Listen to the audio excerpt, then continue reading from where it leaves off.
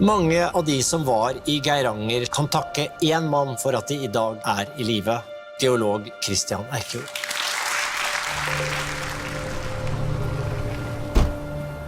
Savner du mamma? Av og til.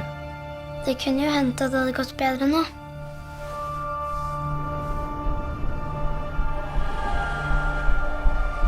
Jeg forstår hvorfor du dro fra meg. Det var ikke jeg som dro fra deg, det var du som dro fra oss.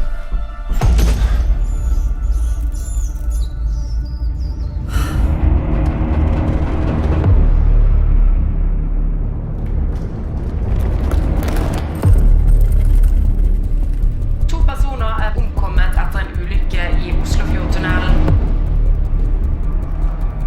Kan du se hva som skjer her nå? Jeg vet at det ikke er lett. Du har vært midt i en katastrofe. Det betyr ikke at det er ulykke overalt hvor du er. Vi savner deg. Kan du ikke i det minste prøve å være litt pappa? Oslo har opplevd dette før. Nå skjer det igjen. La oss si at det ikke er samme styrken som i 1904.